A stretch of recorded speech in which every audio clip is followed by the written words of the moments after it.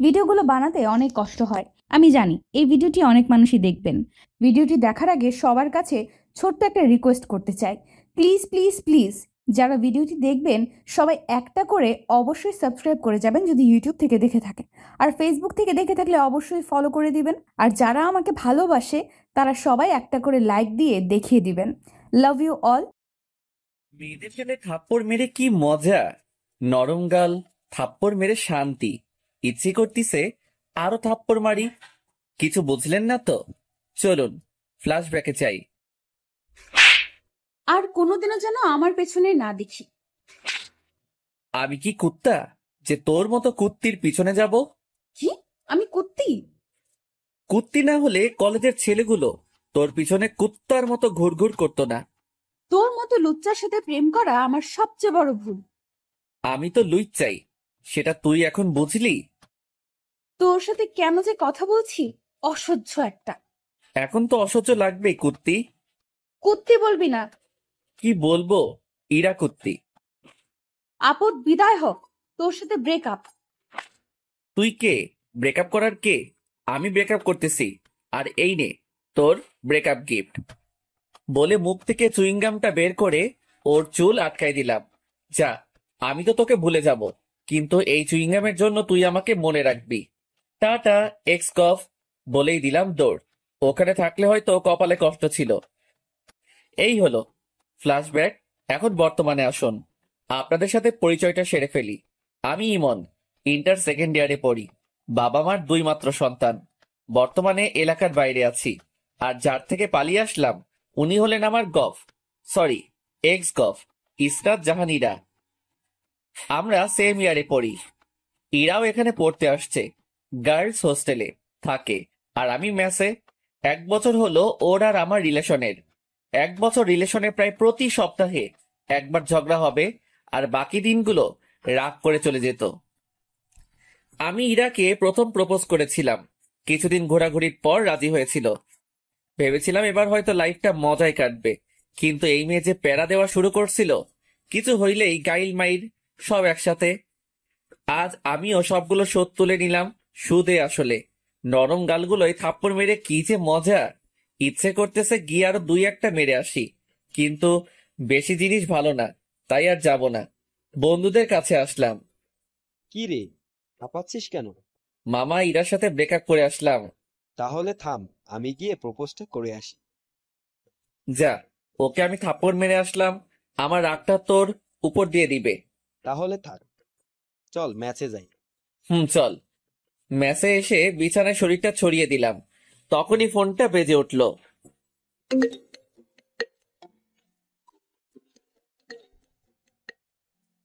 Hello, কে? নাম্বারটা দেখো। ভাইয়ার নাম্বার। ভাইয়া বলো। একটা ঘটনা ঘটে গেছে। কে মরলো আবার? আরে ধুর, ফাজলামি করিস না। কি হয়েছে সেটা বলো। আমি যখন কুমিল্লায় থাকতাম তখন একটা মেয়ে আমার সাথে কাজ করতো। মেয়েটা না অনেক সুন্দরী। ভালো তো। আমি মেয়েটাকে ভালোবাসি। ভালো তো, তারপর? মেয়েটাও আমাকে খুব ভালোবাসে।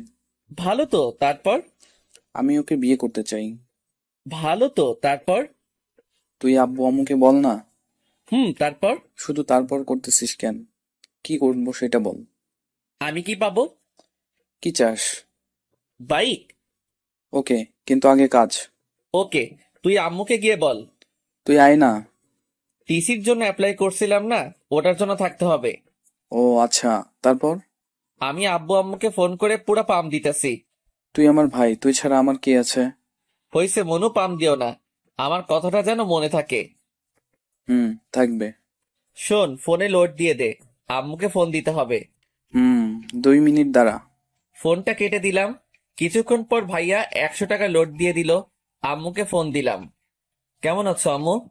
ভালো বাবা, তুই? ভালো, কিছু কথা ছিল। ফোনে টাকা নাই, তাই কলটা ব্যাক করো তো। ফোনটা কেটে দিলাম। একটু পর আম্মু ফোন দিল। হ্যাঁ, কি বলবি বল। আসলে আম্মু, ভাইয়া না একটা মেয়েকে খুব ভালোবাসে, ওকে বিয়ে করতে চায়, কিন্তু ভয়েতে বলতে পারছে না। আম্মু, মেয়েটা না অনেক ভালো, দেখতে অনেক সুন্দর। আমি নিজেই দেখিনি, পরীর মতো দেখতে। তুমি না করো না আম্মু, আর আব্বুকে রাজি করাও, প্লিজ প্লিজ প্লিজ। আচ্ছা, আমি ফাহাদের সাথে কথা বলতেছি, আর তোর আব্বুকেও বলতেছি। ওকে আমার সুইট মা, তুমি দুনিয়ার বেস্ট মা। হইছে, আসবি কোন দিন? টিসি দিলেই আমি চলে যাব। ফোনটা রেখে দিয়ে ঘুমিয়ে পড়লাম। বিকেলে ঘুম থেকে উঠলাম। বিকেলে সিয়ামকে নিয়ে বাইরে ঘুরতে বের হলাম। ঘোরাঘুরি করে মেসে আসলাম। রাতে ভাইয়ার ফোন। হ্যালো, কি করিস? পাম দিস না, আম্মু ফোন দিছিল। দিয়েছিল। কি বললো? রিয়ার বাসার নাম্বার নিল আর বিয়ের ডেট ঠিক করলো। তোর তো ঈদ লেগে গেল তাহলে। দূর বেটা, বিয়ে কোন দিন? আগামী শনিবার। তুই আসবি না? না, পরে রবিবার আমার টিসি দিবে, ওটা নিয়ে যাব। আমার বিয়ে আর তুই আসবি না? মন খারাপ করিস না ভাইয়া, আমি যাব এখন। তাহলে আমি ডেট পিছিয়ে দেই। না, পিছানোর দরকার নাই, আমি বিয়ের কয়েকদিন পর যাব। ফোনটা কেটে দিলাম। ভাইয়া আমি অনেক ফ্রি, বন্ধুর মতো। রাতে খেয়ে দিলাম ঘুম। পরে আর কলেজে গেলাম না। এর মধ্যে ভাইয়ার বিয়ে হয়ে গেল। ভাবির সাথে এই কয়দিনে অনেক কথা হয়েছে। ভাইয়ার সাথেও অনেক কথা হয়েছে। ইরার কথা অনেক মনে পড়েছে। ওর পাগলামিগুলো মিস করতাম, কিন্তু কিছু করার নাই। ব্রেকআপ তো ও করছে। আজ টিসি দেওয়ার কথা। কলেজে গেলাম। ভালোবাসা হারানোর কিছু থাকে না। সে চলে গেলেও দিয়ে যায় কিছু সময়, কিছু স্মৃতি, যাকে আঁকড়ে ধরে আপনি বেঁচে থাকতে পারেন। কারো ছেড়ে যাওয়ার দিকটা পজিটিভ ভাবে দেখুন। সে চলে গেছে কারণ সে আপনার যোগ্য ছিল না। যোগ্য মানুষটার জন্য অপেক্ষা করুন। কলেজে গিয়ে দেখি ইরার বান্ধবী তিশার সাথে দেখা। কেমন আছো? ভালো, তুমি? ভালো। হেতি কোথায়? বাসায় গেছে, ওর বোনের বিয়ে। ভালো থাকো, একেবারে চলে যাচ্ছি। ও আচ্ছা, ভালোভাবে যেও। টিসি নিয়ে সিয়ামের সাথে মেসে আসলাম। আমি আর সিয়াম দুইজনে টিসি দিচ্ছি, কারণ আমরা ছোট থেকে একে অপরের সাথে থাকি। আমার এই জায়গায় চয়েসে আসে দেখে সিয়ামও আমার সাথে ভর্তি হয়। এখন দুইজনই ট্রান্সফার নিলাম। নিজ শহরে যাব, বাঘের মতো চলাফেরা করব। পরের দিন ব্যাগ নিয়ে বেরিয়ে পড়লাম। বাসে উঠলাম। কিছুক্ষণ পর বাস ছেড়ে দিল। 6 ঘন্টা যাত্রা করে বিকেলের দিকে বাসায় আসলাম। বাসায় এসে কলিং বেল টিপ দিলাম। কিছুক্ষণ পর একজন মেয়ে এসে দরজা খুলে দিল। এটা নিশ্চয়ই আমার ভাবি যান। ভাইটু, কেমন আছো? জড়িয়ে ধরে। ভালো। ভিতরে আসো। আগে বলো ভাইয়া কই? রুমে আছে। ভাইয়ার রুমে গেলাম। ভাইয়া ঘুমাচ্ছে। ভাইয়া ভাইয়া। আরে তুই কখন এলি? এখনই। বাইক কই আমার? পরে কথা হবে, এখন ঘুমোতে দে। ও কাজের সময় কাজী, কাজ ফুরালে পাজি। ভাবি তুমি কিছু বলো না। কি হয়েছে? আমি তো কিছুই বললাম না। ভাবিকে সব কথা বললাম। তাহলে তুমি দেখো ভাইয়া কি আমার সাথে অন্যায় করতেছে না। হুম, ঠিকই তো, কালই তোমার বাইক কিনে দিবে। তুমি যাও, ফ্রেশ হয়ে নাও। ঠিক আছে ভাবি, তুমি না অনেক কিউট আর ভালো, একদম আমার মায়ের মতো। হইছে, আর পাম দিতে হবে না, যাও ফ্রেশ হয়ে নাও। আম্মুর সাথে কথা বলে আসি। আম্মুর কাছে গেলাম। আম্মু রান্নাঘরে রান্না করতেছে। পিছন থেকে জড়িয়ে ধরলাম। কেমন আছো মা? আরে, তুই কখন আসলি? একবার ফোন করলি না যে? এত প্রশ্ন? আমি যেটা প্রশ্ন করছি উত্তর দাও। তুই এসে গেছিস তখন? ভালো থাকবো। যা, রুমে গিয়ে ফ্রেশ হয়ে নে। হুম। রুমে গেলাম। ফ্রেশ হয়ে একটা ঘুম দিলাম। একবারে রাতে উঠলাম। উঠে ফোন টিপতে লাগলাম। একটু পর আম্মু খেতে ডাকলো। গিয়ে দেখি সবাই বসে আছে। সবার সাথে অনেক গল্প করলাম। খেয়ে এসে কানে ইয়ারফোন লাগিয়ে গান শুনতে লাগলাম। রাতে ঘুমানোর আগে আমার গান না শুনলে আমার ঘুমই আসে না। গান শুনতে শুনতে কখন যে ঘুমায় পড়ছি। সকালে ভাবির ডাকে ঘুমটা ভাঙলো। ইমন, উঠো। ভাবি আরেকটু ঘুমাই না? ঘুমাও, তাহলে আর তোমার বাইক কিনতে যেতে হবে না। বাইক? বিছানা থেকে উঠে বললাম, হুম। আচ্ছা আমি 5 মিনিটের মধ্যে আসতেছি। ফোনে বেশি চার্জ ছিল না, তাই হয়তো আমি ঘুমার পরপরই বন্ধ হয়ে গেছে। ফোনে চার্জ দিয়ে ফ্রেশ হয়ে নিচে গেলাম। নাস্তা করে আমি ভাবি আর ভাইয়া বেরিয়ে পড়লাম। শোরুমে গিয়ে বাইক কিনলাম, FJ5। এই নাও চাবি, ঘুরে আসো। আমি চাবিটা নিয়ে ভাইয়ার হাতে দিলাম। বাইকটা তোমাদের দেওয়া, তাই প্রথম তোমরাই ঘুরো, বাসায় দেখা হবে। ভাইয়া প্লাস ভাবি প্রথমে মানতে চাইছিল না। আমি জোর করে ওদের পাঠিয়ে দিলাম। তারপর সিয়ামকে ফোন দিয়ে আসতে বললাম। কিছুক্ষণ পর সিয়াম আসলো। দুজনে ঘুরতে লাগলাম। ঘোরাঘুরি করতে করতে মাঠের দিকে গেলাম। তখনই পিছন থেকে কে যেন ডাক দিল। পিছনে তাকাই দেখি মিতু। কিরে, কেমন আছিস? ভালো, তুই? ভালো। কোন দিন আসলে তোরা? কালকে আসছি। চল বসে গল্প করি। 3জন মিলে মাঠে বসে গল্প করলাম। দুপুরে বাসায় এসে খাওয়া করে দিলাম ঘুম। বিকেলে উঠে বাইরে বেরিয়ে পড়লাম। সন্ধ্যায় বাসায় আসলাম। ভাবি আর ভাইয়ার সাথে বসে অনেকক্ষণ ধরে গল্প করে খাওয়া করলাম। এইভাবে 1 সপ্তাহ কেটে গেল। ভাবির সাথে খুব ভালো সম্পর্ক গড়ে উঠল। ভাবি আমাকে নিজের ভাইয়ের চোখে দেখে। আমার কোনো বোন আর ভাবির কোনো বোন না থাকায় ভাবি আমাকে ভাই বলেই ডাকে, কিন্তু আমি ভাবি বলেই ডাকি।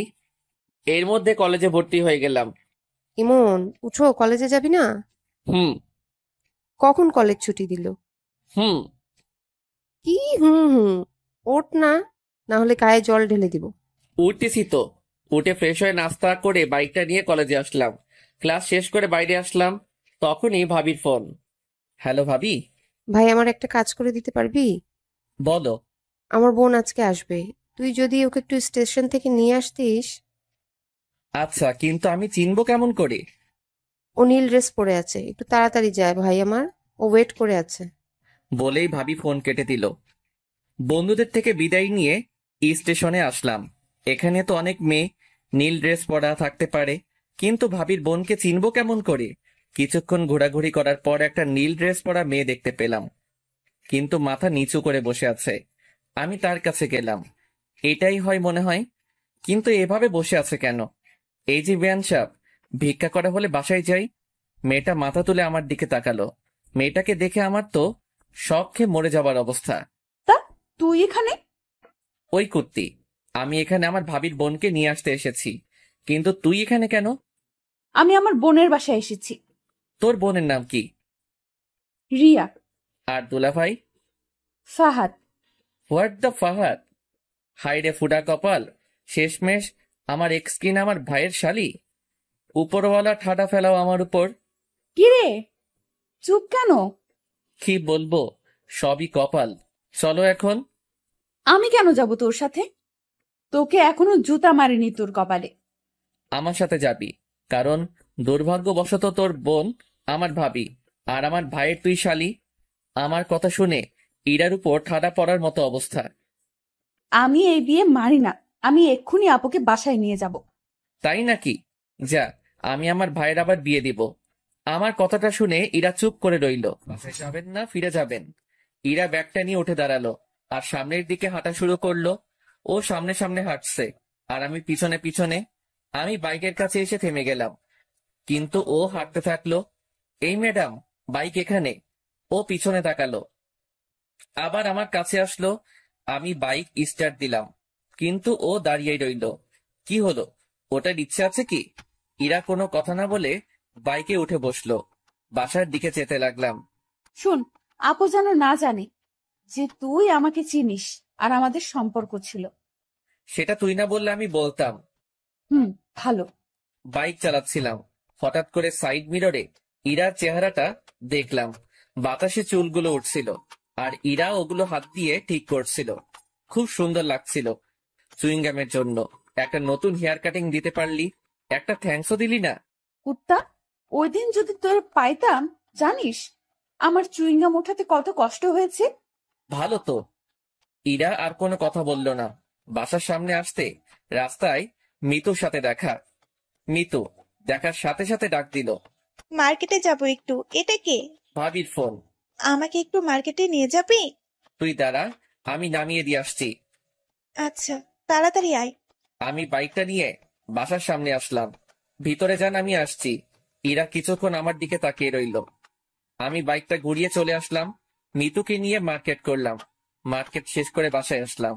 বাসায় এসে ফ্রেশ হয়ে শুয়ে পড়লাম। কিছুক্ষণ পর ভাবি খাওয়ার জন্য ডাকলো। নিচে গেলাম খাওয়ার জন্য। গিয়ে দেখি ইরা বসে আছে। আমি ওর সামনে বসে পড়লাম। আমি নিজের মতো খেতে লাগলাম আর ভাইয়া আর ভাবির সাথে কথা বলতে লাগলাম। ইরা মাঝে মাঝে আমার দিকে তাকাচ্ছিল, মনে হয় কিছু বলতে চাইছিল। আমি খাওয়া শেষ করে উপরে আসতে যাব, তখনই ভাবি ডাক দিল। ইমন, ইরাকে একটু ঘুরিয়ে নিয়ে আসিস প্লিজ, আমি আজ পারবো না, বাসায় অনেক কাজ আছে। আচ্ছা ভাবি, ওনাকে রেডি থাকতে বলিও। বলেই নিজের রুমে চলে আসলাম। বিকেলে বাইকটা বের করে ইরার জন্য অপেক্ষা করতে লাগলাম। আসতে দেরি করছিল দেখে বাইকের হর্ন দিতে লাগলাম। কিছুক্ষণ পর ইরা আসলো।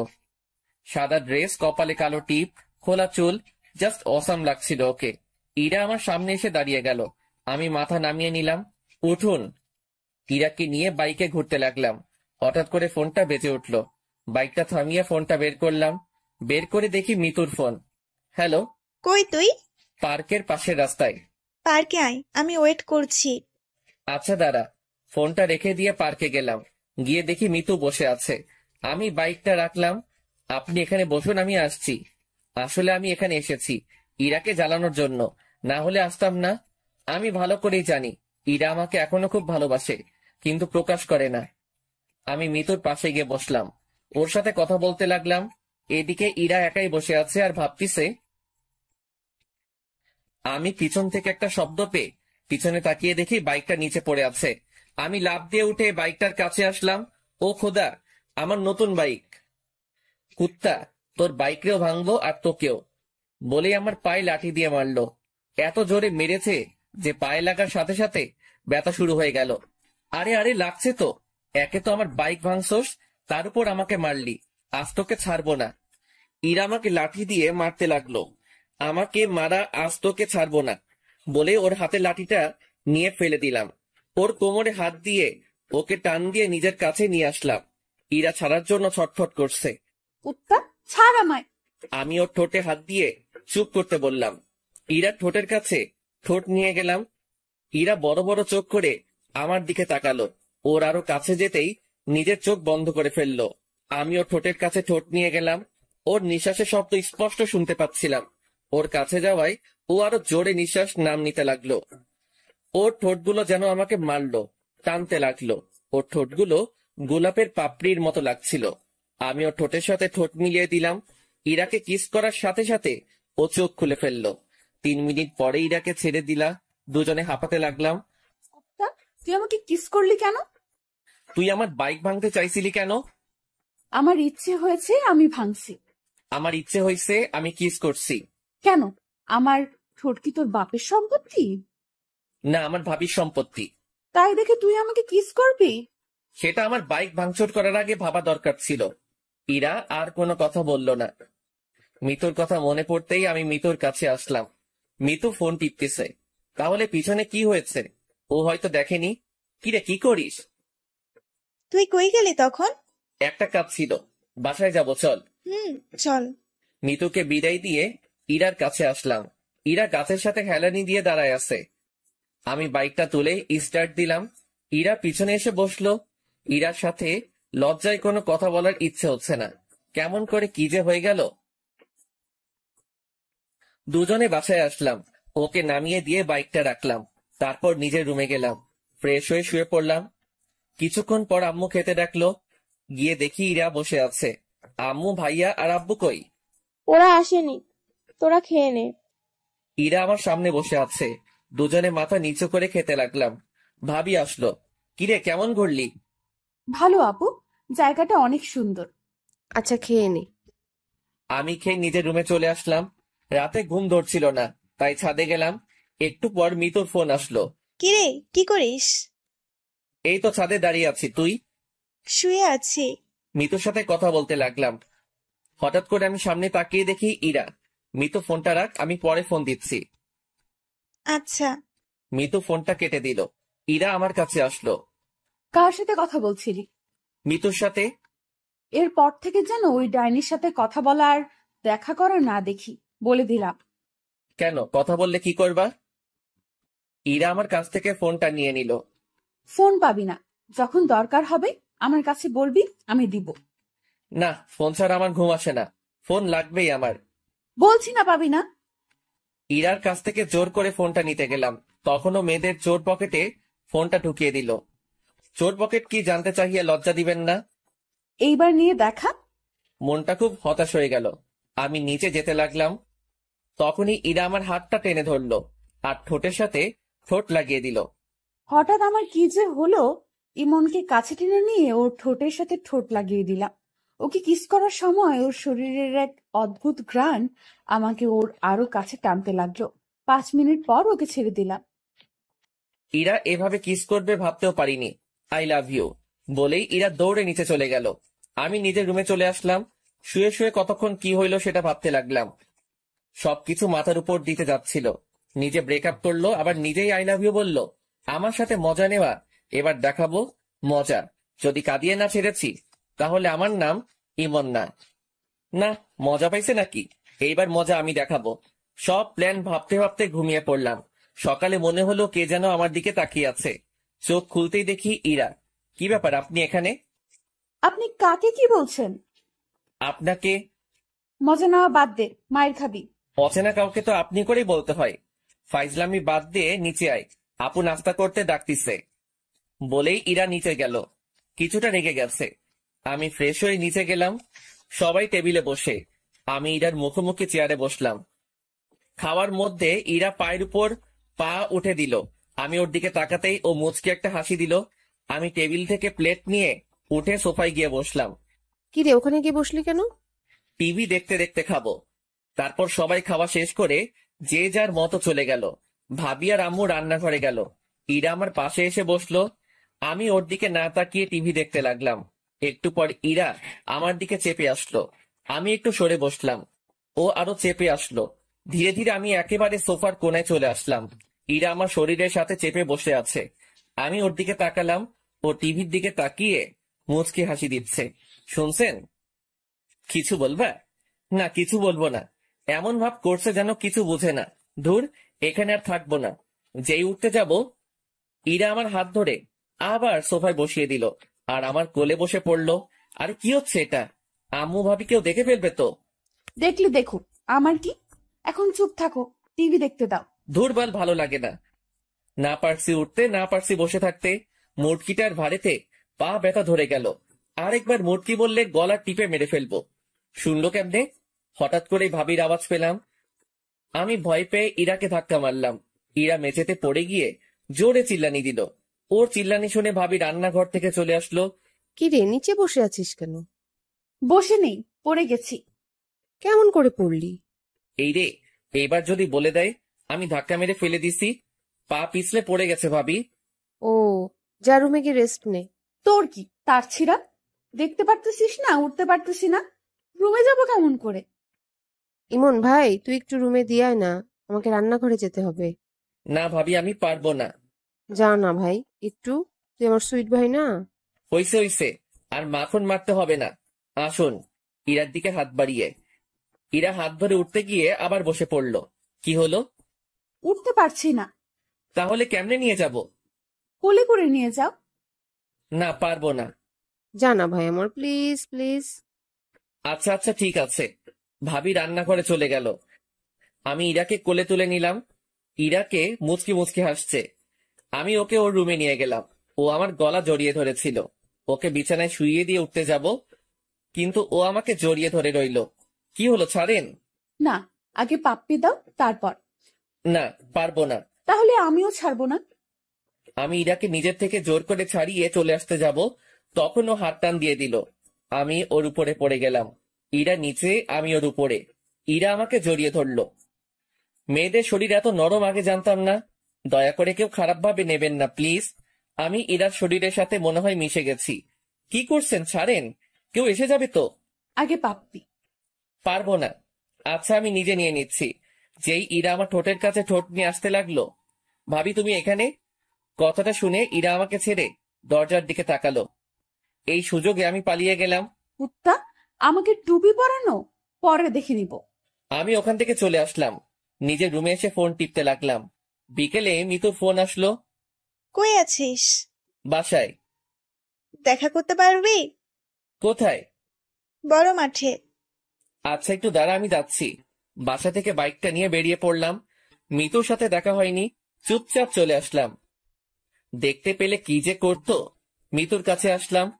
মিতুর সাথে অনেকক্ষণ গল্প করলাম। সন্ধ্যার দিকে হঠাৎ ফোনটা বেঁচে উঠল। বের করে দেখি ভাবির ফোন। হ্যালো, আমি তো মার্কেটে আসলাম একটু। বাসায় আয় তাড়াতাড়ি। আচ্ছা। মিতুকে ওর বাসায় নামিয়ে দিয়ে বাসায় আসলাম।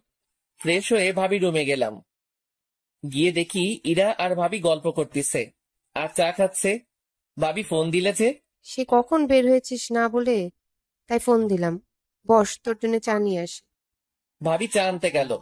আমি সোফায় বসে ফোনটা বের করে টিপতে লাগলাম।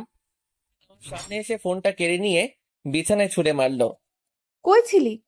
মিতুর সাথে দেখা করতে গেছিলাম, ও ফোন দিছিল, ওকে জ্বালানোর জন্য বললাম। তুই ওই ডাইনির কাছে গেছিস কেন? আমার ফ্রেন্ডের সাথে আমি দেখা করতে যাব, সেটা স্বাভাবিক ব্যাপার।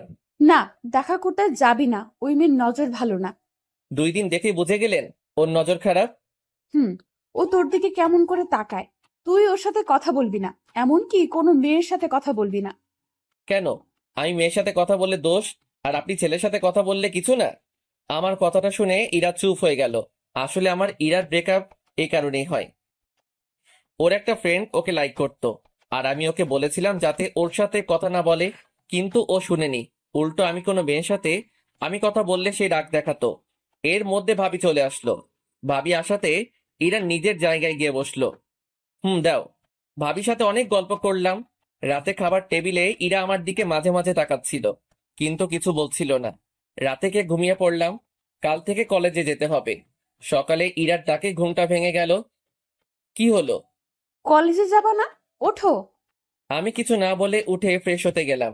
ফ্রেশ হয়ে বেরিয়ে দেখি ইরা নাস্তা হাতে নিয়ে দাঁড়িয়ে আছে। টেবিলে নাস্তার প্লেটটা নিয়ে আমার কাছে আসলো। আপনি নাস্তা করেছেন? না, সকালে মিষ্টি নাস্তা করব দেখে নাস্তা করিনি। দাঁড়াও, দেখাচ্ছি। মানে? ইরা আমার কাছে আসলো, হালকা করে ঠোঁটে একটা কিস করলো। এই হলো আমার মিষ্টি নাস্তা। তাড়াতাড়ি নাস্তা করে রেডি হয়ে নিচে আসো বলেই ইরা চলে গেল। আমি এখনো থ হয়ে দাঁড়িয়ে আছি। এই মেয়ের মতিগতি বোঝা আমার পক্ষে সম্ভব না। নাস্তা করে রেডি হয়ে ব্যাগটা নিলাম। নিচে আসতেই আম্মির ডাক। আম্মু বলো। এই নে। 1000 টাকা হাতে ধরিয়ে দিয়ে, আমার কাছে তো টাকা আছে। লাগবে, রেখে দে। আর ইরাকে সাথে নিয়ে যা, ওকে একটু তোদের কলেজটা ঘুরিয়ে দেখা। ও বাসায় একা একা কি করবে? তোর সাথে গেলে মনটা একটু হালকা হবে। আচ্ছা, রেডি হতে বলো। আমি রেডি। পিছন থেকে ইরা বলল। ও তার মানে আগে থেকে ঠিক করা সবকিছু? তাই বলি হঠাৎ এত টাকা দিচ্ছে, সেটাও আবার আম্মু, ভাবা যায়? হয়েছে হয়েছে, যা এখন। ইরার দিকে তাকালাম। নীল ড্রেস, খোলা চুল, জাস্ট রূপকথা রাজকন্যা। আমি বাইকটা বের করে আনলাম। ইরা বাইরে দাঁড়িয়ে আছে। আমি ইরার সামনে গেলাম। কেমন লাগছে?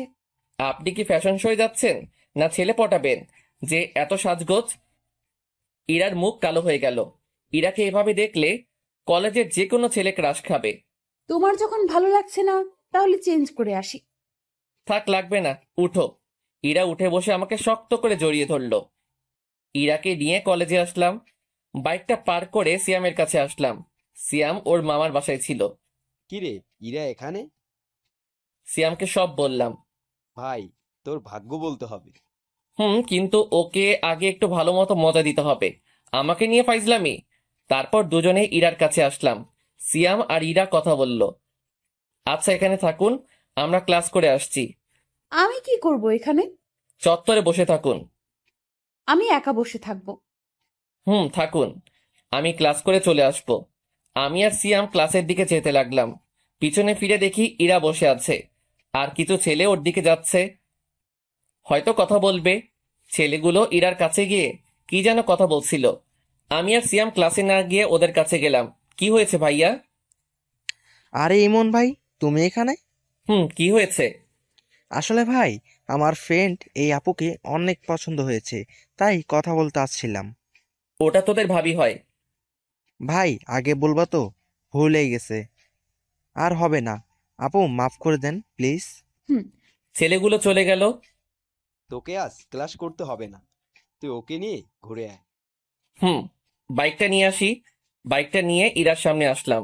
ইরা উঠে শক্ত করে জড়িয়ে ধরলো। সবাই আমার দিকে তাকিয়ে আছে। ভাবিজি রোম্যান্স বাইরে গিয়ে কইরেন, এটা ক্যাম্পাস বলেই সিয়াম দৌড়ে চলে গেল। আমি বাইকটা জোরে টান দিলাম। বাইক আর মেয়ে পার্ট তো দেখাতে হবেই। সারাদিন ইরাকে নিয়ে বাইকে ঘুরলাম। ইরা সারাদিনে অনেক বকবক করেছে। বিকেলের দিকে বাসায় আসলাম। এসে ফ্রেশ হয়ে ঘুম দিলাম। সন্ধ্যায় ঘুম থেকে উঠে পুরো অবাক হয়ে গেলাম।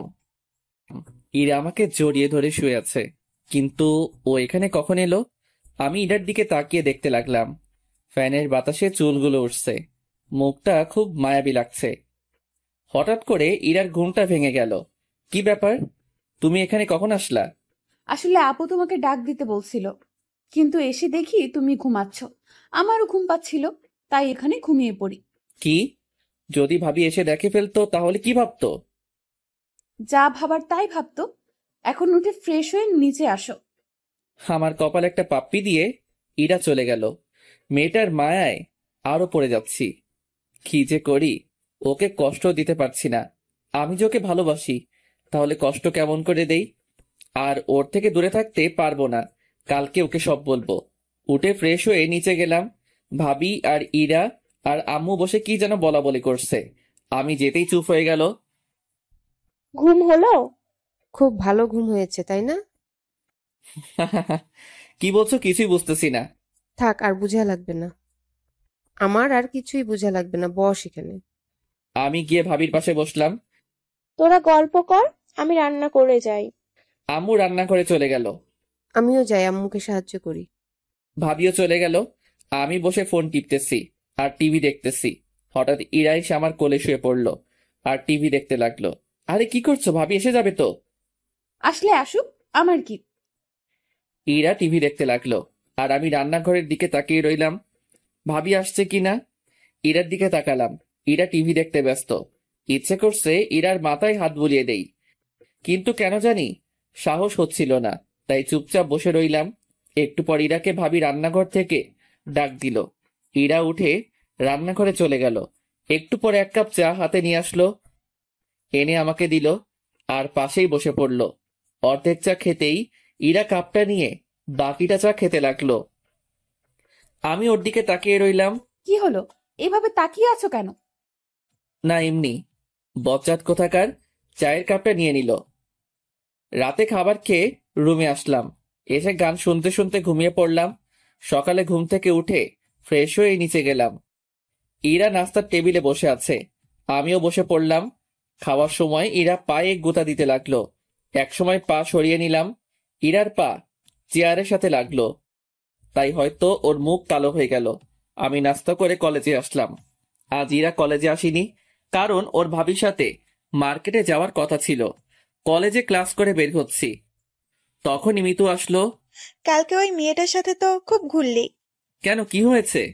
না, তোকে একটা কথা বলার ছিল। কি কথা বল। এখানে না, বিকেলে পার্কে আয়। আচ্ছা চল, তোকে নামিয়ে দেই। মিতুকে বাসায় নামিয়ে দিয়ে বাসায় আসলাম। কই ছিলি? কলেজে কই আবার থাকবো। তোর বাইকের পিছনে মেয়েটা কে ছিল? ও, ওটা আমার ফ্রেন্ড হয়। আর কোনোদিন যেন কোনো মেয়েকে বাইকের পিছনে নেওয়া না হয়, আর কোনো মেয়ের সাথে প্রেম টেম করা যেন না শুনি। আম্মু। আমার রুমে চলে আসলাম। এসে দেখি ইরা আমার বিছানায় বালিশে মুখ লুকিয়ে কান্না করছে। কি ব্যাপার, তুমি এখানে?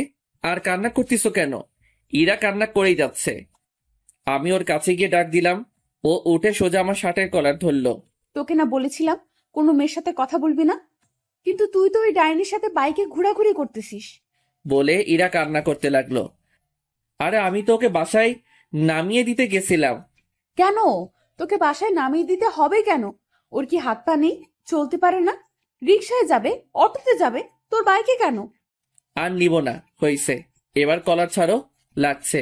ইরা আমাকে টান দিয়ে বিছানায় নিয়ে আসলো আর বুকের উপরে মাথা রেখে শুয়ে পড়লো। চুপচাপ থাকবি, আমাকে শুয়ে থাকতে দে। ঠিক আছে, সারাদিন না খেয়েছিলাম, এখন না খেয়ে শুয়ে থাকি। ইরা আমার মুখ তুলে তাকালো, তারপর আমার কাছে এসে ঠোঁটের সাথে ঠোঁট লাগিয়ে দিয়ে চুষতে লাগলো। পুরো 5 মিনিট পর ছেড়ে দিল। দুজনেই হাঁপাতে লাগলাম। এবার হইছে, এখন চুপচাপ শুয়ে থাকবি। ইরা আমার বুকে শুয়ে পড়ল। একসময় ইরা ঘুমিয়ে পড়ল। আমি ওকে ডেকে ফ্রেশ হয়ে নিচে এসে খাওয়া করলাম। ভাবি, আমি তোমার ঘরে গিয়ে ঘুমালাম। কেন? তোর ঘরে কি হয়েছে? তোমার বোন শুয়ে আছে। তাতে কি হয়েছে? তুই ওই ঘরে গিয়ে ঘুমা। কি বলছো জাতা? আচ্ছা আচ্ছা, তুই আমার ঘরে গিয়ে শুয়ে পড়। আমি ভাবির ঘরে গিয়ে শুয়ে পড়লাম। বিকেলে ঘুম থেকে উঠে দেখি ইরা আমার বুকের উপর মাথা রেখে শুয়ে আছে। কি মেয়ে রে বাবা! আমি ইরাকে ডাক দিলাম। একটু পর ইরার ঘোর ভাঙলো। চোখ মুখে ঘুমের ছাপ কম, রাগেরটাই বেশি। এভাবে তাকিয়ে আছো কেন? তোকে কি বলেছিলাম? আমার তো খিদে লাগছিল, তাই উঠে আসছিলাম। ভাবি বলল যে তুমি আমার রুমে শুয়ে আছো, তাই আমি যেন তার রুমে শুয়ে পড়ি। তাই আমি এখানে এসে শুয়ে পড়ছিলাম। দোষ করছে, আবার বড় বড় কথা। এখন চলো, আমাকে ঘুরতে নিয়ে যাবে। কিন্তু আম্মু যে বাইকে মেয়ে উঠতে মানা করছে। সেটা অন্য মেয়ে ওঠাতে মানা করেছি, আমাকে না। কেন? তোমার আম্মুকে গিয়ে বলো। আমি কি জানি? আমি রেডি হতে গেলাম, ইরা রেডি হতে গেল, আমি আম্মুর কাছে গেলাম। আম্মু, আমি কি ইরাকে বাইকে নিব? শুধু ইরাকে নিবি, আর ওকে যদি না নিস তাহলে তোর বাইক চালানো বন্ধ। দূর, কিছুই বুঝি না, কি বলো তোমরা? বাইকটা বের করে দাঁড়িয়ে রইলাম। একটু পর ইরা এসে উঠে আমাকে শক্ত করে জড়িয়ে ধরলো। দুজনে পার্কের দিকে গেলাম। ইমন, গাড়ি দাঁড় করাও, আমি আইসক্রিম খাবো। আমি গাড়ি দাঁড় করিয়ে ওকে আইসক্রিম কিনে দিলাম। তুমি এখানে একটু দাঁড়াও, আমি ভিতর থেকে আসছি। আচ্ছা, তাড়াতাড়ি আসো। আমি পার্কের ভিতরে এসে দেখি মিতু বসে আছে। আমি ওর পাশে গিয়ে দাঁড়ালাম। কিরে, কখন এলি? একটু আগে, বস। আমাকে একটু তাড়াতাড়ি যেতে হবে। না, বসবো না, কি বলবি বল। I love you. আমি তোকে অনেক ভালোবাসি। প্লিজ আমাকে ফিরিয়ে দিস না, প্লিজ। মিতুর কথা শুনে আমি তো পুরাই থ হয়ে গেলাম। তখনই কে যেন আমাকে টান দিয়ে মিতুর থেকে আলাদা করে দিল। পিছনে তাকিয়ে দেখি ইরা। 2-3টা পড়ে গেল গালে, মাথাটা ঝিমঝিম করছে। এই, তুমি ওকে মারলে কেন? আমি এখানে তোমার সাথে কথা বলছি না, সো চুপ থাকলে ভালো হয়। মানে কি বলতে চাচ্ছ? আর তুমি কোন সাহসে মারলে ওকে? ইরা মিতুকে চর মেরে বসলো। আমি তো দেখেই অবাক। বলছিলাম না চুপ করে থাকতে? ইরাকে সাইডে নিয়ে আসলাম। তুমি ওকে মারলে কেন? তুই একে জড়িয়ে ধরেছিলি কেন? ভেবেছিলাম আমার ভালোবাসা দিয়ে তোমাকে আবার কাছে টেনে নিব, কিন্তু আমি ভুল ছিলাম। তুমি হয়তো আমাকে আর ভালোবাসো না। আসলে আমি পাগল। কেন যে ভেবেছিলাম তুমি হয়তো আমাকে আগের মতো ভালোবাসো, তাই তো তোমার কাছে নিজের ভালোবাসাটা জাহির করে গেছি। হয়তো আমার কপালে তোমার ভালোবাসা নেই। আসলে আমার মতো মেয়ে হয়তো ভালোবাসার যোগ্য নয়। পারলে ক্ষমা করে দিও। ইরা কাঁদতে কাঁদতে মিতুর কাছে আসলো। আপু, পারলে আমাকে ক্ষমা করে দিয়েন। আসলে আমি এতদিন একটা ভুল ধারণা নিয়ে বেঁচেছিলাম, সেটা আজ ভেঙে গেল। আসলে কি জানেন, কাউকে ভালোবাসাটা সহজ, কিন্তু বিপরীতের মানুষটার ভালোবাসাটা পাওয়াটা অনেক সময় কঠিন হয়ে যায়, আবার সম্ভবও হয় না। যেটা আজ আমার থেকে হয়তো কেউ ভালো বুঝবে না। ইমন খুব ভালো ছেলে, আপনাকে অনেক ভালো রাখবে, মাঝে মাঝে শয়তানি করে, কিন্তু জানেন কি, ওর এটাই আমাকে বেশি টানে। আপনি হয়তো ভাবছেন আমি এসব কেন বলছি। আপনি হয়তো এটাও ভাবছেন যে ইমনকে আমি আপনার থেকে কেড়ে নিব। সেটা নিয়ে ভাববেন না, আমি আপনাদের পথের কাঁটা হব না। ভালো থাকবেন। আর রাগের মাথায় তখন আপনাকে অনেক কিছু বলে ফেলেছি, পারলে মাফ করে দিয়েন প্লিজ। কথাটা বলে ইরা ওখানে থেকে কান্না করতে করতে চলে আসলো। আমি বাইক নিয়ে ইরার পিছন পিছন বাসায় আসলাম। ইরা ওর রুমে ঢুকে গেল। আমি নিজের রুমে গিয়ে শুয়ে পড়লাম। ধুর, কি করতে গেলাম আর কি হয়ে গেল। আমাকে ইরাকে বলতেই হবে সত্যিটা। আমি ইরা রুমের সামনে গিয়ে দাঁড়ালাম। ভিতর থেকে কান্নার শব্দ শুনতে পেলাম। ইরা হয়তো কাঁদছে, নিজেকে কেমন যেন অপরাধী মনে হচ্ছে। আমি ইরাকে ডাকতে শুরু করলাম, কিন্তু ইরা দরজা খুলল না। আমি দরজা ধাক্কাধাক্কি করতে লাগলাম। ইরা দরজা খুলল। প্লিজ আমায় একটু একা থাকতে দিন। যদি আপনি আরেকবার এভাবে এসেছেন তাহলে আমি এক্ষুনি এই বাসা ছেড়ে চলে যাব। কথাটা বলেই ইরা দরজা বন্ধ করে দিল। আমি রুমে চলে আসলাম। একটু পর ভাবি খাওয়ার জন্য ডাকলো। গিয়ে দেখি ইরা নেই। ইরার সাথে তোর কি হয়েছে? কই, কিছু হয়নি তো। তাহলে ও কান্না করছে কেন? আমি আর কিছু বললাম না, মাথা নিচু করে রইলাম। খেতে ইচ্ছে করছিল না, তাই না খেয়ে নিজের রুমে চলে আসলাম। চোখ বন্ধ করে শুয়ে আছি। একটু পর মাথায় কারো হাতের স্পর্শ পেলাম। চোখ খুলে দেখি ভাবি। আমার ভাইটার বুঝি মন খারাপ? না ভাবি, এমনি ভালো লাগছে না। আমাকে বুঝি বলা যাবে না, তাই না? আসলে তেমন কিছু না, মাথাটা খুব ব্যথা করছে, তাই খুব খারাপ লাগছে। তুই ভাবিস না, আমি সব ঠিক করে দিব, তুই এখন ঘুমা। কথাটা বলেই ভাবি চলে গেল। আমি চুপ করে শুয়ে রইলাম। চোখে ঘুম নেই। চোখ বন্ধ করলেই ইরার হাসির মুখটা সামনে আসছে। যে করেই হোক ওকে আমাকে পেতেই হবে। ওকে আর আমার থেকে দূরে যেতে দিব না। চিৎকার করে বলতে ইচ্ছে করছে, ইরা, আমি তোমাকে ভালোবাসি। কাল যে করেই হোক ওর থেকে ক্ষমা চাইতে হবে। দরকার পড়লে ওর পায়ে পড়ব, কিন্তু ওকে নিজের থেকে দূরে যেতে দিব না। সারা রাত ঘুম হয়নি। ভোর রাতে ঘুমিয়ে পড়লাম। সকালে ঘুম থেকে উঠে ফোনটা হাতে নিয়ে দেখি 11টা বাজে। আমি তাড়াতাড়ি করে ইরার রুমে গেলাম। গিয়ে দেখি রুমে ফাঁকা, ইরার জামা কাপড় কিছুই নেই। আমি দৌড়ে নিচে আসলাম। ভাবি, ভাবি, ভাবি, কি হয়েছে? ইরা কই? ও আজ সকালে চলে গেছে। অনেক আটকানোর চেষ্টা করেছি কিন্তু পারিনি। কয়টা ট্রেন? 10:30টায়। আমি তাড়াতাড়ি করে বাইকটা বের করে স্টেশনের দিকে বেরিয়ে পড়লাম। সাবধানে যাস। স্টেশনে গিয়ে দেখি ট্রেন চলে গেছে। সাইডে বেঞ্চে বসে পড়লাম। চোখের কোণ দিয়ে এক ফোঁটা জল মাটিতে পড়ল। নীরবে বসে কাঁদতে লাগলাম। আজ আমার ভুলের জন্যই ইরা আমার থেকে দূরে চলে গেল। একটু পর ভাবির ফোন আসলো। হ্যালো ভাবি। কি হয়েছে তোর? তোর কণ্ঠটা এমন শোনা যাচ্ছে কেন? না কিছু না, বলো কি বলবা? পেলি ওকে? না ভাবি। আচ্ছা তুই বাসায় আয়, তোর সাথে কথা আছে। আচ্ছা আমি এক্ষুনি আসছি। বাইকটা নিয়ে বাসার দিকে যেতে লাগলাম। মুখের সামনে শুধু ইরার ছবিটা ভেসে উঠছিল। তখনই হঠাৎ করে কোথা থেকে যেন একটা রিক্সা বাইকের সামনে চলে আসে। আমি কন্ট্রোল সামলাতে না পেরে বাইকটা রিক্সার সাথে লাগাই দেই। চোখ খুলে দেখি মাথায় হাত আর পায়ে ব্যান্ডেজ। ভাবি সাইডে বসে আছে। ভাবি তোমরা এখানে? আর বাইকটা ঠিক আছে তো? তোর অ্যাক্সিডেন্ট করার পর একজন তোর ফোন দিয়ে আমাদেরকে ফোন করে হাসপাতালে আসতে বলে। আজ যদি তোর কিছু হয়ে যেত তাহলে আম্মুকে মুখ দেখাতাম কেমন করে? কিছু হয়নি তো? কিছু হয়নি। তুই জানিস তোর মাথায় হাতে পায়ে কয়টা সেলাই পড়েছে? থাক, সেটা বলার দরকার নেই। চুপচাপ শুয়ে থাক, বিকালে তোকে বাসায় নিয়ে যাব। ভাবি বাইরে চলে গেল। বিকেলে বাসায় গেলাম। আমি স্বাভাবিকভাবে হাঁটতে পারতেছি, কিন্তু হাঁটার জন্য একটু সমস্যা হচ্ছে। রাতের বেলায় ছাদে বসে আছি। আকাশে তারার মেলা, হাজারো তারার ভিড়ে চাঁদটাকেই দেখছি। একটু পর কেউ পিঠে হাত দিল। পিছনে তাকিয়ে দেখি ভাবি দাঁড়িয়ে। ভাবি তুমি এখানে? এত রাতে এখানে মন খারাপ হয়ে বসে আছিস কেন? এখনো বলবি তোর কিছু হয়নি? আসলে ভাবি। ঠিক আছে, যদি আমাকে আপন না ভাবিস তাহলে বলতে হবে না। ভাবি আমি ইরাকে ভালোবাসি, আর আমরা একে অপরকে অনেকদিন ধরেই চিনি। সেটা আমি, আম্মু, তোর ভাইয়া, আব্বু সবাই জানি। এরা আমাদের সব বলেছে। সেদিন কি হয়েছে সেটা বল। সেদিনে সব কথা ভাবিকে খুলে বললাম। বুঝলাম, এটা শুধু ভুল বুঝাবুঝি। আসলে আমার বোনটার রাগ আর অভিমানটা একটু বেশি, বুঝলি? সেটা অনেক আগে বুঝে গেছি। আচ্ছা আমি দেখি কি করা যায়, কিন্তু এরকম মন খারাপ করে বসে থাকা চলবে না। যা, রুমে গিয়ে রেস্ট নে। এইভাবে 5 দিন কেটে গেল। মাথা হাত পায়ে সেলাই খুলে ফেললেও দাগগুলো রয়ে গেছে। সকালে ভাবির ডাকে ঘুম ভাঙলো। ইমন, তাড়াতাড়ি উঠে ফ্রেশ হয়ে রেডি হয়ে নিচে আয়। কেন? আজ তুই, আমি আর তোর ভাইয়া আমাদের বাসায় যাব। ভাবির কথাটা শুনে আমার খুশির সীমানা ছিল না। ভাবিকে গিয়ে জড়িয়ে ধরলাম। থ্যাংক ইউ ভাবি, তুমি দুনিয়ার বেস্ট কিউট ভাবি। হয়েছে, আর পাম দিতে হবে না, তাড়াতাড়ি নিচে আয়।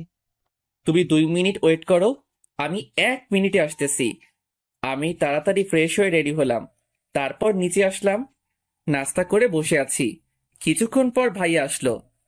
কি রে, ব্যাগ গোছানো শেষ? কতক্ষণ আর সময় লাগবে? ভাবি কই?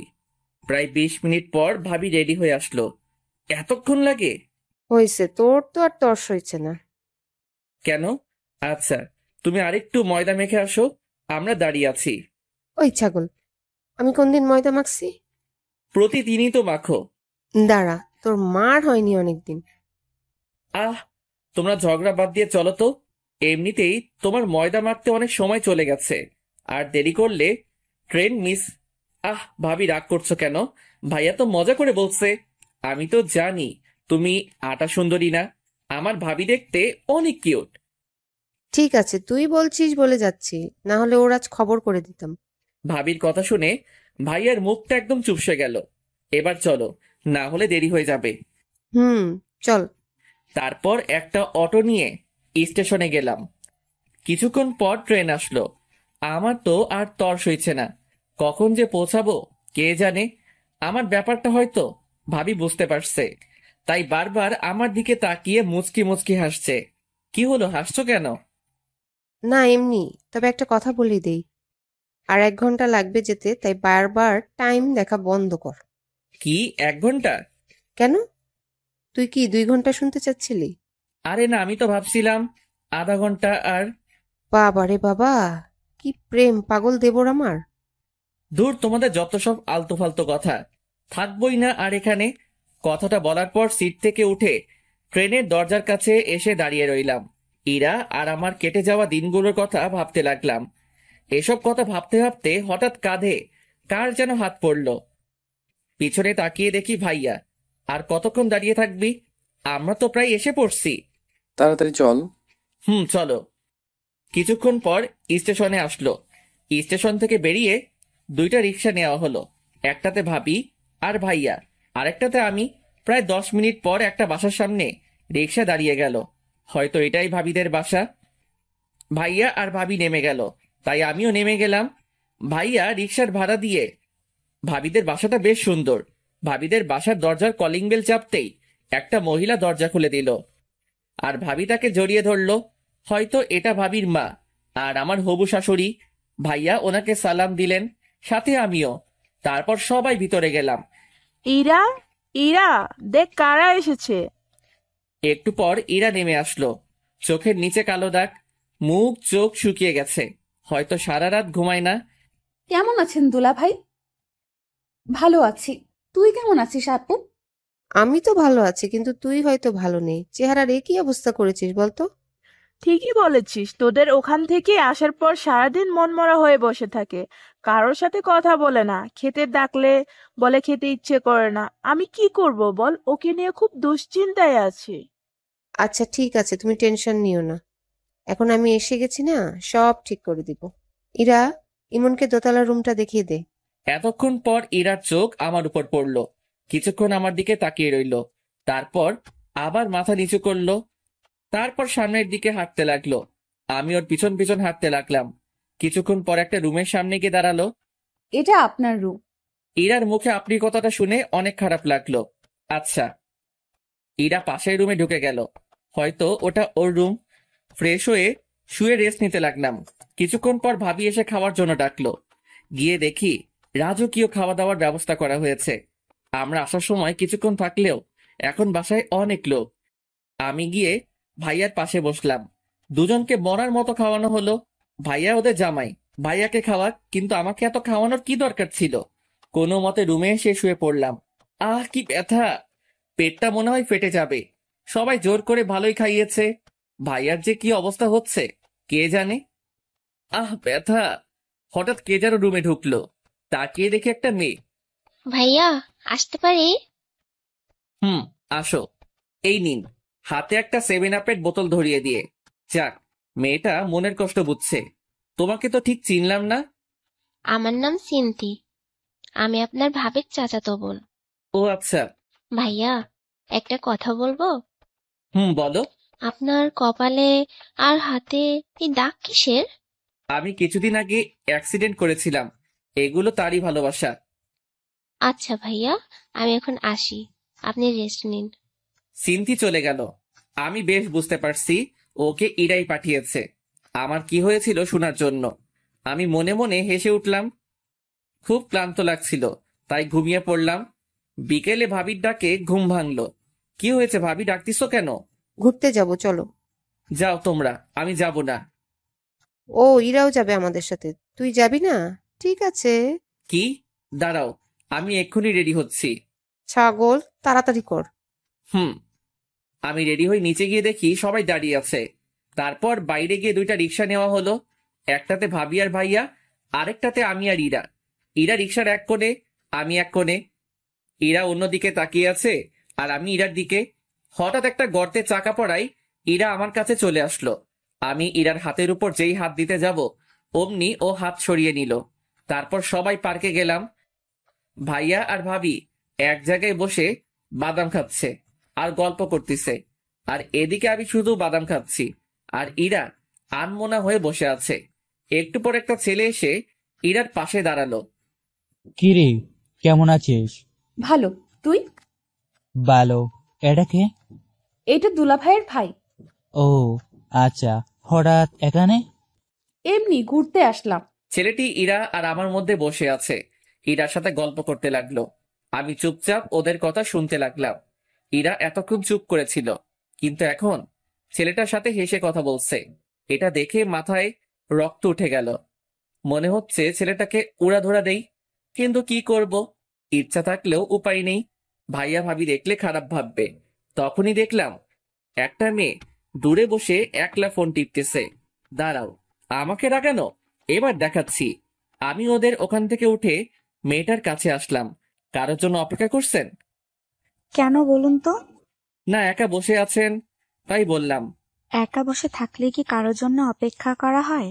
আসলে সেটা না, কিন্তু এখানে তো কেউ একা আসে না, তাই বললাম আর কি। ও, তাহলে আপনিও একা আসেননি? একা আসিনি সেটা ঠিক, কিন্তু একাই আছি। আপনার কথা ঠিক বুঝলাম না। অত বুঝে কি হবে বলেন তো? আমি ইমন। নিশি। আমার কথার উত্তরটা কিন্তু পেলাম না। কোনটা? এই যে, কারোর জন্য অপেক্ষা করছেন কিনা। না, তেমন কেউ নেই। ও, আপনার কেউ আছে? জি আছে। কে এসে? ওই যে দেখছেন একটা ছেলের পাশে একটা মেয়ে বসে আছে, ওইটা। মানে আপনার গার্লফ্রেন্ড আরেকজনের সাথে বসে কথা বলছে, আর আপনি এখানে বসে আছেন? ব্যাপারটা ঠিক হজম হলো না। সে অনেক কাহিনী, অন্য একদিন বলবো। ফ্রেন্ডস। ফ্রেন্ডস। আমি রিয়ার সাথে গল্প করতে লাগলাম। এদিকে ইরা রিয়াদ। কি রে, কি হলো? ওদিকে কি দেখছিস? কিছু না। তোর কি হয়েছে বলতো? আছে, চলো বাসায় যাব এক্ষুনি। একটু পর যাই, তুই বস এখানে। বলছি না বাসায় যাব, তাড়াতাড়ি উঠ। দুলা ভাই উঠেন তো। আচ্ছা, ইরা যখন বলছে চলো, চলে যাই, কিন্তু ইমন কই? কথা বলা শেষ হলে চলুন বাসায় যাব। আচ্ছা চলো। আমি নিশিকে বলে চলে আসলাম। আসার সময় অবশ্য ওর নাম্বারটা নিয়ে এসেছি। বাসায় আসলাম। আসার সময় অবশ্য ইরার মুখটা দেখার মতো ছিল। মাঝে মাঝে আমার দিকে রাগি লুকে তাকাচ্ছিল। মনে হচ্ছে চোখ দুটো দিয়ে খেয়ে ফেলবে। বাসায় এসে ফ্রেশ হয়ে নিচে গেলাম। সবাই একসাথে খাওয়া দাওয়া করলাম। ইরাও ছিল সাথে। রাতে ঘুম আসছিল না, তাই ছাদে গিয়ে দাঁড়ালাম। পকেট থেকে একটা সিগারেট বের করে ধরলাম আর রাতের আবহাওয়াটা উপভোগ করতে লাগলাম। সিগারেট খাওয়াটা আমার নেশা না। দিনে একটা থেকে দুইটা আর না খেলে নাই। হঠাৎ একটু পর কারো পায়ের আওয়াজ পেলাম। সিগারেটটা লুকিয়ে ফেললাম। ইরা ছাদে উঠলো। সিগারেটটা দূরে ফেলে দিতে চাইলাম, কিন্তু দিলাম না। দেখি ও কি করে। ইরা ছাদের এক কোণে চলে গেল। আমি ওখানে দাঁড়িয়ে সিগারেট খেতে লাগলাম। এটা কি আপনার বাসায় যে এখানে সিগারেট খাচ্ছে? না, কেন? এখানে সিগারেট খাওয়া বারণ নাকি? হ্যাঁ বারণ। আর এই ছাদে যার তার আসা অ্যালাউ না। এক্ষুনি নেমে যান।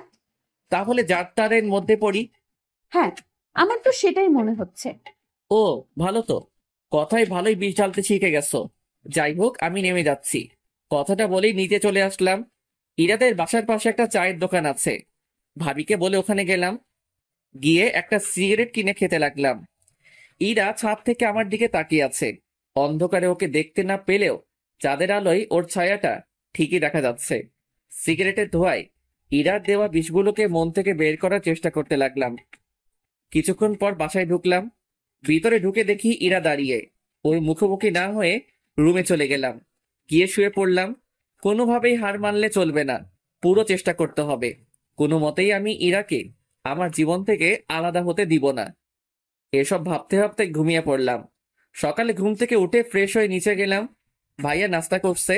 পাশে সিনথিয়া আর ইরাও আছে। আমি গিয়ে সিনথির পাশে বসলাম। আমি আমার মতো খেতে লাগলাম। এর মধ্যে সিনথি আমার কানের কাছে আসলো। ভাইয়া, আপনি আর আমি আজ ঘুরতে যাব। পাশ থেকে কথাটা হয়তো ইরা শুনতে পেল। ইরা সিনথির দিকে রাগি লুকে তাকালো। ওর চোখ থেকে সিনথির যায় যায় অবস্থা। এত কথা কিসের? খাওয়ার সময় যা। আর ওকে খেতে দে আগে। উপরে যা। সিনথি ভয় পেয়ে উপরে পালালো। ইরা আমার দিকে একবার তাকিয়ে উঠে গেল। ওর চোখ দিয়ে মনে হয় আগুন ঝরছে। সারাদিন ইরার সাথে কোনো কথা হয়নি। বিকেলে বাজারে যাওয়ার জন্য বের হলাম। তখনই সিনথি আসলো। ভাইয়া কই যান? একটু মার্কেটে যাব। ও, আমিও যাব, চলুন। আমার কিছু কেনাকাটা করার আছে। আমি আর সিনথি বেরিয়ে পড়লাম। মার্কেটে গিয়ে সিনথি কেনাকাটা করতে লাগলো। তখনই একটা শপে একজোড়া পাইল দেখে খুব পছন্দ। আমি পাইলগুলো ইরার জন্য কিনে নিলাম। ইরার পাইল অনেক পছন্দ। আমরা মার্কেট থেকে বেরিয়ে আসবো, তখনই দেখলাম ইরা মার্কেটের ভিতরে যাচ্ছে। ভাবলাম এক্ষুনি পাইলগুলো ওকে পরিয়ে দেই, তাই ওকে ডাকতে লাগলাম। কিন্তু ও না শোনার ভান করে চলে যেতে লাগলো। আমি দৌড়ে গিয়ে ওর হাতটা ধরলাম। কি হলো, কি হলো? এতক্ষণ ধরে ডাকছি, শুনতে পাচ্ছ না? জানোয়ার, রাস্তাঘাটে মেয়েদের দেখলে হাত ধরার ইচ্ছে হয়? কুত্তা, বাবা মা শিক্ষা দেয়নি? তোর মতো ছেলেদের জন্মের ঠিক নেই, সেজন্য তোরা এমন করিস। আর একদিন যদি দেখি তাহলে বুঝতে পারবি। কথাগুলো বলে ইরা চলে গেল। আমি ওখানে দাঁড়িয়ে রইলাম। আশেপাশে সব মানুষ সবাই আমার দিকে তাকিয়ে আছে। অজান্তে চোখ দিয়ে পানি পড়তে লাগলো। ইরা এমনটা করতে পারলো? হয়তো ভুলটা আমারই, কিন্তু আমার বাবা মা নিয়ে না বললেই পারতো। আজ বুঝে গেলাম ওর মনে আমি আর নেই। তাড়াতাড়ি করে নিজের চোখের জল মুছে ফেললাম। হঠাৎ করে কাঁধে কারোর হাতের স্পর্শ পেলাম। তাকিয়ে দেখি সিনথি। আরে বাদ দাও, আমি কিছু মনে করিনি। আরে কি বলছো তুমি? কেন ক্ষমা চাইছো? তুমি তো কিছু করনি। সব দোষ আসলে আমার ভাগ্যের। আসলে কি জানো, মানুষ যখন কাছে কিছু পায় তার মর্যাদা দিতে পারে না, আর যখন সেটা চলে যায় তখন সেটা তার কাছে অনেকটা দামি হয়ে যায়। আর কিছু সময় উপর থেকে সেটা লেখা থাকে না। আমার ক্ষেত্রে হয়তো উপরওয়ালার মর্জি। কারো মনে জায়গা করে নিতে উপরওয়ালার মজি থাকা লাগে কি? হয়তো বা না, কিন্তু সম্পর্কটা একটা পরিণতি পেতে গেলে, একটা হ্যাপি এন্ডিং এর জন্য তার আদেশ থাকা লাগে। তার ইচ্ছে না থাকলে রাস্তা একসাথে আসলেও ঠিকানাটা আলাদা হয়ে যাবেই। তোমার কথার কিছুই বুঝলাম না। একদিন বুঝতে পারবা। চলো বাসায় যাই। চলো। বাসায় আসলাম, ভাবি আমাদের কাছে আসলো। কিরে, তোর গালে কিসের দাগ? জানো ভাবি, ইরা আপু না? কথাটা বলার আগেই আমি সিনথিকে থামিয়ে দিলাম। কিছু না ভাবি, গালে একটা মশা বসেছিল, ওটাকে মারতে গিয়ে দাগ পড়ে গেছে। ভাবি আমার দিকে তাকালো। যা উপরে গিয়ে ফ্রেশ হয়ে নে। উপরে এসে শুয়ে পড়লাম। কি এমন ভুল করেছিলাম যে ইরা আমার সাথে এমনটা করলো? ভেবেছিলাম ওর অভিমানের জন্য হয়তো এমনটা করছে, কিন্তু এখন বুঝতে পারছি ইরা আর আমাকে ওর জীবনে চায় না। তাহলে ওর ইচ্ছেটাই থাক। নীরবে কেঁদে চলেছি। কেন জানি না নিজেকে খুব একা লাগছে। মনে হচ্ছে জীবন থেকে কিছু একটা চিরদিনের মতো হারিয়ে গেল। শত চেষ্টায় তাকে আটকে রাখতে পারলাম না। চারদিকটা কেমন যেন অন্ধকার হয়ে আসছে। চোখের পাতাগুলো জলে ভিজে গেছে। ভালোবাসা আমার সাথী না হলেও কষ্টগুলো আজ আমার সাথে ঠিকই আছে। ভালোবাসার সবচেয়ে বড় পাওনাটা হয়তো পেয়ে গেলাম। নিজেকে শেষ করে দেওয়ার ইচ্ছে করছে, কিন্তু সেটা করলে আম্মু আব্বু ভাইয়া ভাবিকে ধোকা দেওয়া হবে। তাই এই যন্ত্রণা নিয়েই সারা জীবন হয়তো কাটিয়ে দিতে হবে। সারা রাত কেঁদেই গেলাম। বাইরে খেয়ে এসেছি বলাই ভাবি আর ডাকেনি। জ্যোৎস্না রাতে জানালার পাশে বসে আছি। চাঁদের আলোয় কেমন যেন একটা মায়া আছে। আজ বুঝলাম কেন জ্যোৎস্না রাতের চাঁদ সবার পছন্দ। রাতের একলা সময় পুরনো কথাগুলো মনে করিয়ে দেয়, তা ভালো হোক বা খারাপ। রাতের আকাশ কখনো কাউকে একা রাখে না, সাথে রেখে দেয় কিছু কষ্টদায়ক পুরনো স্মৃতি। সারা রাত ঘুমাতে পারলাম না। সকালে ফ্রেশ হয়ে নিচে গেলাম। চোখের নিচে কালো দাগ পড়ে গেছে। মাথাটা কেমন যেন ঝিমঝিম করছে। ভাবির সাথে কথা বলে বাইরে চলে আসলাম। বাইরে এসে চায়ের দোকানের দিকে যেতে লাগলাম। হঠাৎ কি যে মনে হলো, পিছনে তাকিয়ে দেখি ইরা আসছে। আমি কিছু না বলে এক দোকান থেকে এক প্যাকেট সিগারেট কিনে একটা সিগারেট ধরিয়ে পার্কের দিকে গেলাম। একটু পর ইরা ওর কিছু বান্ধবীর সাথে পার্কে এলো। আমি ওকে দেখে মাথা নিচু করে রইলাম আর নীরবে সিগারেট খেতে লাগলাম। হঠাৎ করে চোখ দিয়ে জল পড়তে লাগলো। তাড়াতাড়ি জল মুছে বড় একটা নিঃশ্বাস নিলাম। তারপর আর একটা সিগারেট ধরলাম। এদিকে ইরা ইমনকে সিগারেট কেনা দেখে ওর পিছনে পিছনে আসে, সাথে কিছু ফ্রেন্ডকেও নিয়ে আসে যাতে ইমন বুঝতে না পারে। ইরা ইমনের দিকে এক দৃষ্টিতে তাকিয়ে আছে। কালকের ঘটনার জন্য ইরাও সারা রাত ঘুমাতে পারেনি। সারা রাত ইমনের জন্য কেঁদেছে। কাল কেন যে ওর সাথে এমন ব্যবহার করলাম, আজ আমার জন্য এত কষ্ট পাচ্ছে। সব আমার জন্য। কোন মুখে ওর কাছে যাব আমি? মনে মনে ইরা। এসব কথা ভাবতে ভাবতে ইরা কেঁদেই ফেললো। কি রে, কাঁদছিস কেন? ইরা কেঁদেই চলেছে। আরে বলবি তো? ইরা আর ওই জায়গায় না থেকে বাসায় চলে আসে। বাসায় এসে দরজা বন্ধ করে কাঁদতে থাকে। আমি একটু পর সামনে তাকিয়ে দেখি ইরা নেই। সারাদিন পর বিকেলে বাসায় যাই। ভাবি অনেকবার ফোন দিয়েছে, কিন্তু ফোন ধরিনি। বিকেলের দিকে বাসায় গিয়ে দেখি ভাবি বসে আছে। কই ছিলি? বাইরে। কি হয়েছে তোর বলতো? কাল বাজার থেকে আসার পর থেকে কেমন যেন হয়ে গেছিস। কিছু হয়নি। তাই উপরে যা, তোর সাথে আমি একটু পরে কথা বলছি। আমি রুমে এসে শুয়ে পড়লাম। মাথাটা খুব ব্যথা করছে। একটু পর ভাবি আসলো। তুই সিগারেট খাস? আর যেন কোনোদিন সিগারেট খাওয়া না দেখি। তারপর ভাবি আমার কাছে আসলো, আমার মাথায় হাত বুলিয়ে দিতে লাগলো। ইরা কি বলেছে তোকে? কিছু বলেনি। তুই বলবি না আমি জানি। ভাবি সিনথিকে ডাক দিল। একটু পর সিনথি রুমে আসলো। কাল মার্কেটে কি হয়েছিল? কই, কিছু হয়নি তো আপু। আরেকবার মিথ্যা কথা বললে থাপ্পড় মেরে গাল ফাটিয়ে দিব, বজ্জাত মেয়ে। ভাবির ধমকে সিনথি কেঁদে দেয়। কান্না করা বন্ধ করো। ভাবির ধমকে সিনথি চুপ হয়ে যায়, কিন্তু চোখ দিয়ে জল পড়েই যাচ্ছে। এখন বল কাল কি হয়েছিল? একটাও যদি মিথ্যা কথা বলেছিস তাহলে আজ তোর একদিন কি আমার একদিন। সিনথি সব কথা ভাবিকে বলে দেয়। ভাবি রেগে আগুন হয়ে যায়। আমার হাত ধরে ইরার রুমে নিয়ে যেতে লাগলো। ভাবি আমার কথাটা শুনো, ইরার কোনো দোষ নেই। আমি ওর হাত ধরেছিলাম। তাতে কি হয়েছে? এর আগে মনে হয় তুই ওর হাত ধরিসনি, আর হাত ধরেছিস বলে তোকে মারবে, বাবা মা তুলে গাল দিবে? ভাবি আমার কথাটা শুনো একবার। একদম চুপ করে থাকবি। ভাবির এমন রূপ কোনোদিনও দেখিনি। ভাবি রেগে একদম আগুন হয়ে আছে। ভাবি আমাকে ইরার রুমে নিয়ে গেল। ইরা জানালার পাশে দাঁড়িয়ে আছে। তুই কাল ইমনকে কেন মেরেছিস? ও কোন সাহসে আমার হাত ধরেছিল? আপু আমার কথাটা শোন। চুপ। তোকে নিজের বোন বলতে ঘৃণা করছে। তুই জানিস ইমন তোকে কতটা ভালোবাসে? তাও তুই ওকে অপমান করলি, ওর বাবা মা নিয়ে গালি দিলি। ওর বাবা মা এখন আমারও বাবা মা। তুই এতটা নীচ হয়ে গেছিস জানতাম না তো। ইরা নীরবে কান্না করে যাচ্ছে। আজ থেকে তোর সাথে আমার কোনো সম্পর্ক নেই। আমারই ভুল। আমি কেন ইমনকে এখানে আনতে গেলাম, কালকেই আমরা এখান থেকে চলে যাব। তারপর আর কোনো দিনও এই বাসায় আসবো না। ইরা কোনো কথা বলছে না, শুধু কান্না করছে। ইমন ভাই, আমাকে মাফ করে দে। আমার বোন এমনটা করবে আমি ভাবতেও পারিনি। আমি ওর হয়ে তোর কাছে মাফ চাইছি। কি করছো ভাবি? তুমি আমার বড়, তোমার মাপ চাওয়া মানায় না। ভাবি ওখান থেকে চলে গেল। আমি ইরার দিকে একবার তাকালাম। ইরা আমার দিকে তাকিয়ে আছে। চোখ দিয়ে জল পড়ছে, যেন কিছু বলতে চাইছে। ওর মুখটা খুব মায়াবী লাগছে, কিন্তু এই মায়ায় আর জড়িয়ে লাভ নেই। আমার রুমে চলে আসলাম। একটু পর ভাবি এসে আমার কাপড় গুছিয়ে দিতে লাগলো। ভাবি, ও তো তোমার নিজের বোন, তুমি কি ওর সাথে কথা না বলে থাকতে পারবা? এরকম বোনের দরকার নেই যে মানুষকে মানুষ মনে করে না। কিন্তু ভাবি। চুপ, একটা কথাও বলবি না। সব কাপড় চোপড় গুছিয়ে দিয়েছি, কাল সকালে তাড়াতাড়ি বের হতে হবে। ঘুমিয়ে পড়। কথাটা বলেই ভাবি বেরিয়ে গেল।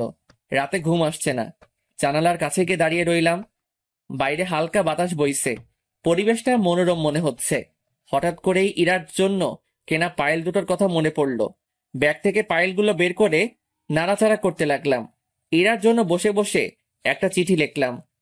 পায়েল আর চিঠিটা নিয়ে ইরা রুমে গেলাম। দরজা খোলা আছে। ভিতরে গিয়ে দেখি ইরা ঘুমিয়ে আছে। ওর পায়ের কাছে গিয়ে পায়েল দুটো পরিয়ে দিলাম। চিঠিটা পায়েলের সাথে আটকে দিলাম। কিছুক্ষণ ওর খাটের পাশে বসে ওকে দেখতে থাকলাম। ওকে দেখে মন ভরছেই না। অনেকক্ষণ বসে থাকার পর ওর কপালে একটা মায়া এঁকে দিয়ে নিজের রুমে চলে আসলাম। সারা রাত ওর সাথে কাটানো কথাগুলো ভাবতে লাগলাম। কিভাবে যে রাত পেরিয়ে গেল বুঝতেই পারলাম না। সকালে এসে ভাবি ডাকলো। ঘুমের ভান করেছিলাম। ভাবি ডাক দেওয়ার একটু পর উঠে ফ্রেশ হয়ে ব্যাগ নিয়ে নিচে গেলাম।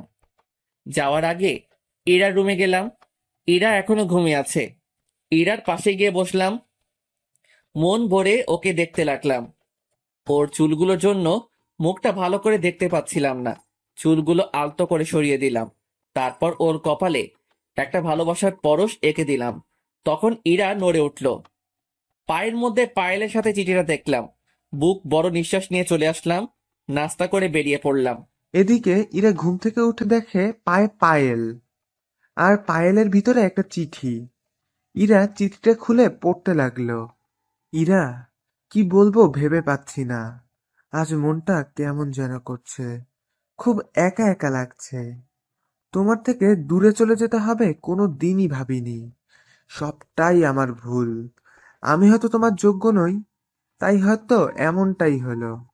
সেই দিন তোমার কথাগুলো কথা না, বিষ ছিল, যেগুলো আমার মনটাকে ক্ষত বিক্ষত করে দিয়েছে। তোমাকে ভালোবাসার আমার কাছে কোনো কারণই ছিল না, আর ভুলে যাওয়ারও কোনো কারণই নেই। তাই তোমাকে কোনো দিনও ভুলতে পারবো না। কিন্তু তুমি আমার থেকে ভালো কাউকে পেলে হয়তো আমাকে ভুলে যাবে।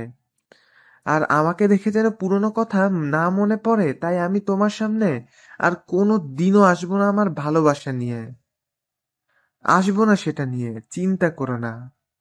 পায়েলগুলো দেওয়ার জন্যই সেই দিন তোমার হাতটা ধরেছিলাম। আর সেই দিনই বুঝতে পেরেছিলাম তোমার হাত ধরার ক্ষমতা আমার কোনো দিনই হবে না। পায়েলগুলো তোমার জন্যই কিনেছিলাম, তাই রেখে দিলে খুশি হব। ভেবে নিও এটা তোমার কাছে আমার শেষ চাওয়া। ভালো থেকো। আর আমার জন্য তোমার আর ভাবির সম্পর্কটা খারাপ হলো, তার জন্য আমি অনেক দুঃখিত। আশা করি আমার থেকে ভালো কাউকে নিজের জীবনে পাবে, যে আমার মতন জানোয়ার হবে না। ইতি, ইমন। ইরা চিঠিটা নিয়ে বুকে জড়িয়ে কাঁদতে লাগলো। জীবনের সবচেয়ে বেশি যাকে ভালোবাসতাম সে আজকে দূরে চলে গেল। কি করে বাঁচবো আমি? আমার আর বেঁচে থাকার অধিকার নেই। কেন বাঁচবো আমি? আর কার জন্যই বা বাঁচবো? আমি, ভাবি আর ভাইয়া স্টেশনে বসে আছি। 30 মিনিট ধরে ট্রেন আসতে দেরি হচ্ছে। একটু পর ভাবির ফোনে একটা কল আসে। কিছুক্ষণ কথা বলার পর ভাবি চিৎকার দিয়ে ওঠে, ইমন ইরানা সুইসাইড করার চেষ্টা করছে। কি বলছো? ইরা কোথায় এখন? আম্মু ওকে হাসপাতালে নিয়ে গেছে। তাড়াতাড়ি চলো। আমরা সবাই হাসপাতালে গেলাম। অজান্তেই চোখ দিয়ে জল বেয়ে পড়তে লাগলো। ভাবি আমার কাছে আসলো। কাঁদিস না ভাই আমার। ভাবি, পাগড়িটার কিছু হয়ে গেলে আমি যে বাঁচতে পারবো না। আমি তো ওর ভালো থাকার জন্য ওর থেকে দূরে যেতে চেয়েছিলাম, কিন্তু ও যে এমনটা করবে। ভাবি, ওর কিছু হবে না তো? আমি ওর কাছে যাব ভাবি। একটু পর ডাক্তার চেক আপ করছে, তুই চুপটি করে বস, আমি আসতেছি।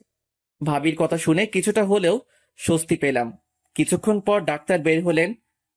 সবাই দেখা করতে গেল। ভাবি আমাকে আগে যেতে বলল, কিন্তু আমি সবার পরে গেলাম। ইরা শুয়ে আছে। আমি রুমে ঢুকতেই আমার দিকে তাকিয়ে মুখ ঘুরিয়ে নিল।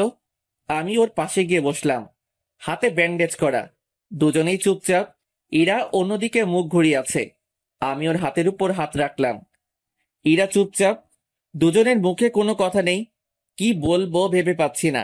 না, ওকে একটু রাগিয়ে দেখি। আমি কি চলে যাব? আসতে কি বলছে? কেউ বলেনি। নির্লজ্জ এর মতো চলে আসছি। এখন ফিরে যাই। যা, চলে যা, লাগবে না তোকে। আরে চিল্লাচ্ছ কেন? যাচ্ছি তো। উঠতে যাব, তখন দেখছি ইরা ফুপিয়ে ফুপিয়ে কান্না করছে। মুখটা কি এদিকে ঘোরানো যাবে? না, যাবে না। চলে যা তুই, কারো দরকার নেই আমার। সত্যি তো? কি হলো? ইরা আমার দিকে ঘুরলো, আমার চোখের দিকে তাকিয়ে আমাকে জড়িয়ে ধরলো। আমার বুকে মুখ গুজে কান্না করতে লাগলো। আরে এত কান্না কেউ করে? চুপ কর, একদম কথা বলবি না। আরেকবার যদি আমাকে ছেড়ে যাওয়ার কথা বলছিস তাহলে বুঝতে পারবি। তাহলে সেদিন বাজারে কি বললে? আসলে সেদিন তোমাকে সিনথির সাথে দেখে মাথা খারাপ হয়ে গিয়েছিল, তাই আবোল তাবোল বলে ফেলেছি। আমাকে মাফ করে দিও। তুমি যদি মাফ না করো তাহলে আমি আবার কিছু করে ফেলবো। আরে পাগলি, আমি কি তোমার উপর রাগ করে থাকতে পারি? অবশ্য আবার হাত কাটলে ভালোই হবে। কেন? তাতে তোমার ওজনটা যদি একটু। যে মোটু তুমি। কি আমি মোটু? বলেই বুকে কামড়ে ধরলো। আরে আরে লাগছে তো, ছাড়ো। ছেড়ে দিল। এভাবে কেউ কামড় দেয়? ওসব বাদ দাও, এখন একটা কিস দাও তো। কি কিস? এখন না, বিয়ের পর। দিবা কিনা বলো। কেউ এসে পড়বে। তোর গুষ্টি কিলাই।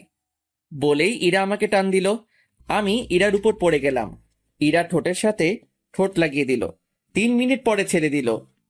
দুজনে হাঁপাতে লাগলাম। ইরা আবার ঠোঁটের সাথে ঠোঁট লাগিয়ে দিল। এভাবে 3 বার কিস করলো। শেষমেশ ওকে ধাক্কা দিয়ে নিজের থেকে ছাড়িয়ে নিলাম। ইরা মুচকি মুচকি হাসতে লাগলো। আমি হাঁপাচ্ছি। এমন বারবার কেউ কিস করে? আমি করি। এখনই দম বন্ধ হয়ে যেত। হয়েছে, ঢং বাদ দাও। আমি ইরার পাশে বসলাম। বিকেলের দিকে ইরাকে বাসায় আনা হলো। গাড়ি থেকে নামার সময় ইরা ডাক দিল, কি বলছো ভাইয়া? ভাবি আছে তো? নিয়ে যাবে কিনা বল। ভাবি তখন আমার কাছে আসলো। দেখো না আপু, আমার মাথাটা ঘোরাচ্ছে, কেমন কেমন যেন লাগছে।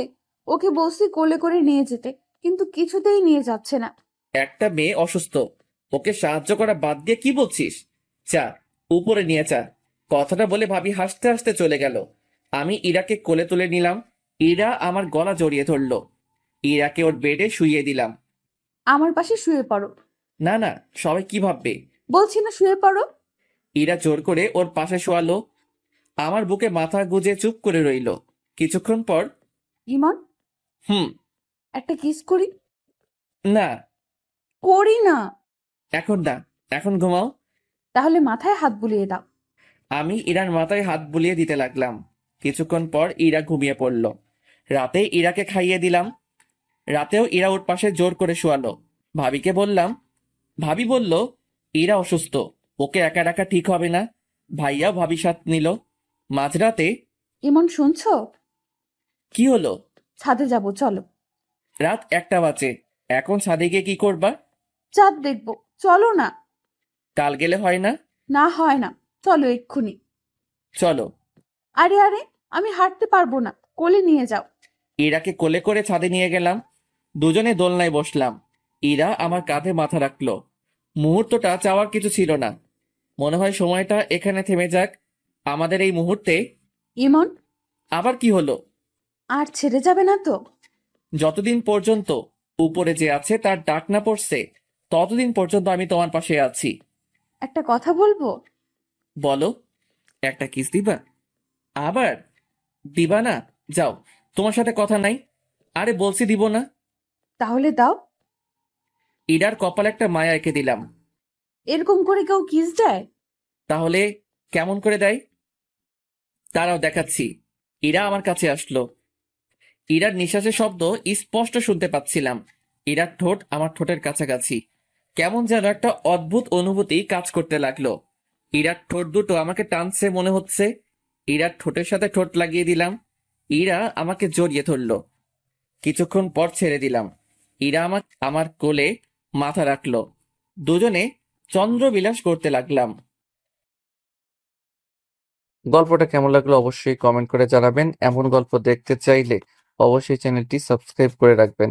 ধন্যবাদ।